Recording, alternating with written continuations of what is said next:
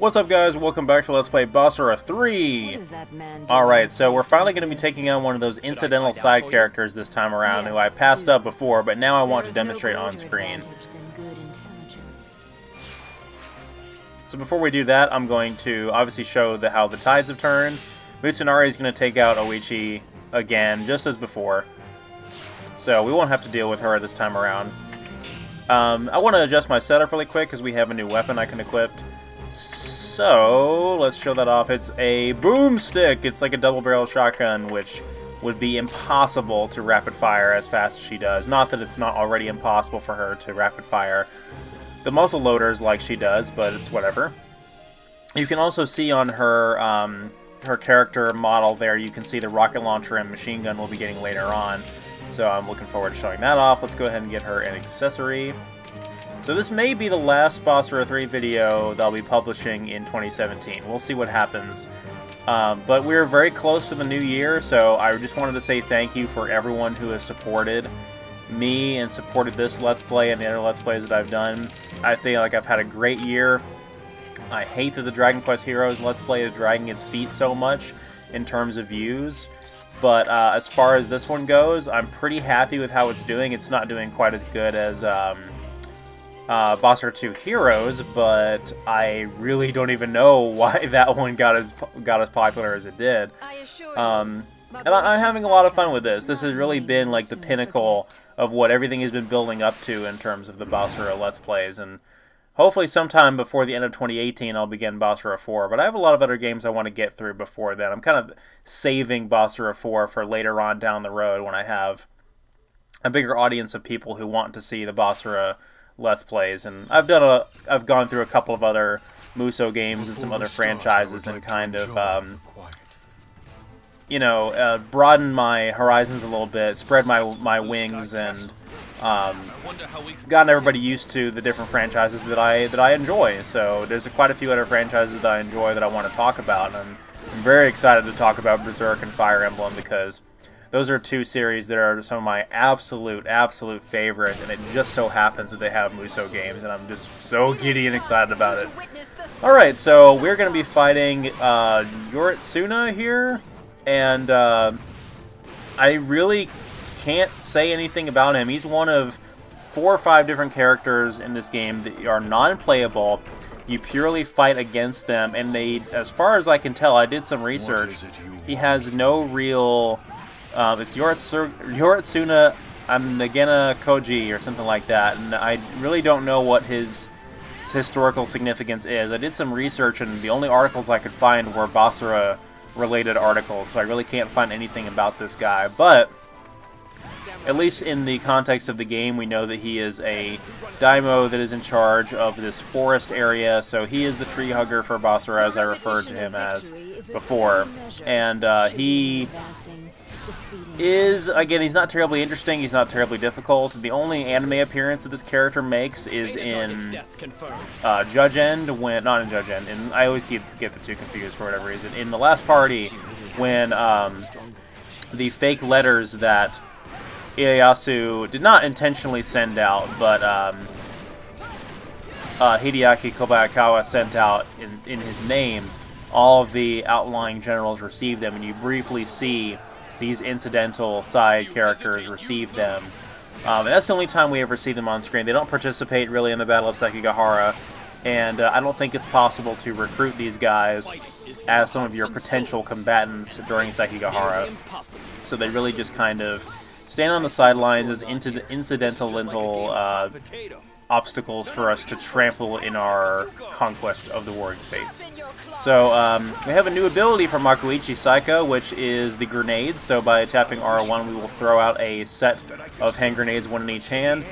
And it takes a little bit of practice to get used to the distance that they travel and where they will actually land when you throw them out. So you can't really... She will take a step back when you throw them as well, so that's a good way to kind of step back away from a boss or something like that.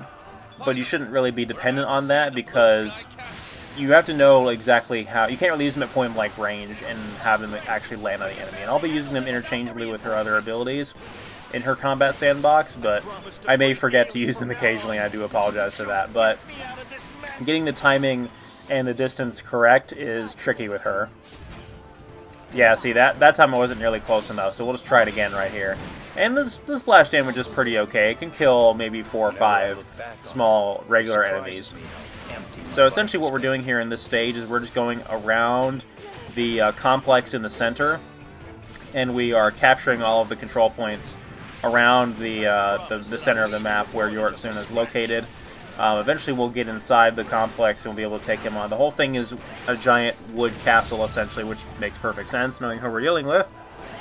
And as far as I know, historically, I mean, there were definitely some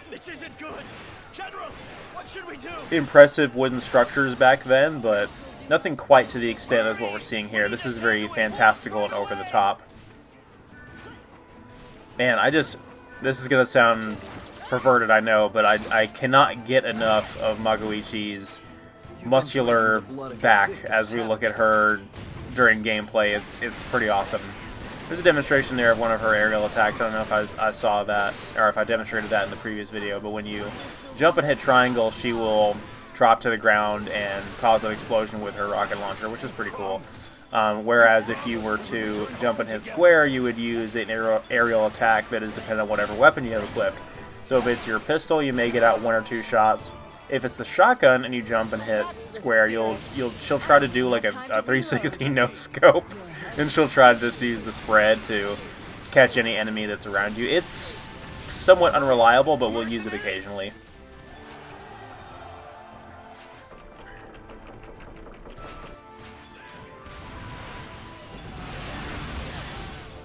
So I hope everyone had a good Christmas. I know I certainly did.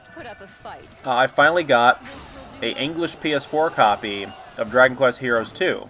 So I may have to do a little bit of my test run on that version, even though I want to keep it to the Japanese Vita version for my test runs, and then do the final run on the English PS4 version. But some of it I may have to play the English PS4 version to really understand what I'm doing, because the mechanics have changed quite a bit since the previous game. There's all this open world exploration to it. It's not just going from stage to stage, which I guess makes it more of an RPG style game, but ultimately it makes it feel a lot less like Dragon Quest Heroes, like the first one.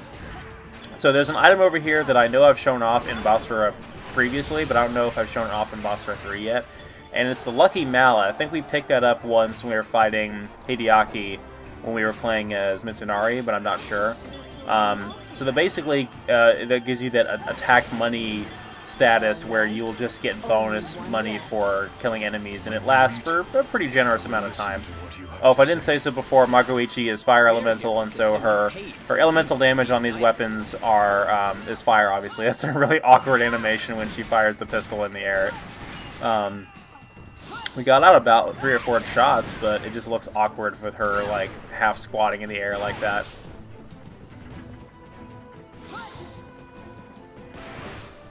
Yeah, these are random archers that will try to jump up onto the bridge to intercept us. These guys have fire arrows, which should be a terrible idea considering they're on a structure that's made 100% out of wood. And this is honestly one of my favorite parts of this map, is this really cool set piece here, this massive wooden castle. Alright, looks like we got to the center where Yoritsuna is located.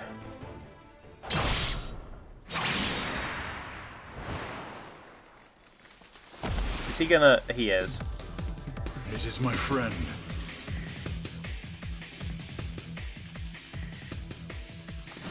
So that tree was hollow, and you were just kind of hanging out in there the whole time. Okay. Alright, so he has some interesting abilities. First of all, he'll drop a giant log on top of us, which is pretty aggravating. I think he also has some other tree abilities, like he'll roll logs towards you. Unfortunately, he doesn't have a whole lot of means of defending himself at close range. He does have a sword, but really, what good is it? We're just going to absolutely savage him here as Magoichi. Like, he can't really do a whole lot to defend against these firearms. So... The ally that I have here, I do not have Motochika equipped for plot reasons right now. I will probably equip him later because he gives a little bit of boost to our firepower. You know, literally fire because he's fire elemental. But also, I really like those two as a pairing. I think they're highly compatible, and they will ally themselves with each other automatically sometimes during Basara 4, where the tides will change and you'll see an alliance form between Magoichi and Motochika, which I think is really compatible. I almost kind of ship it. I know I don't talk... There's the rolling logs. I was waiting for that. Yeah, I know I don't talk about ships a whole lot here on the Let's Play, but I kind of do ship Magoichi and Motochika a little bit. I kind of ship her with Keiji as well, only because I know that, like, he's one of very few people that would put up with her. And I feel like he's one of very few people that could, like, break through her cold, stoic nature. And that would be interesting to see. But yeah, with Motochika, I feel like, you know, she would almost become like a Francis Drake pirate type character. So that would be pretty cool. All right, another one bites the dust.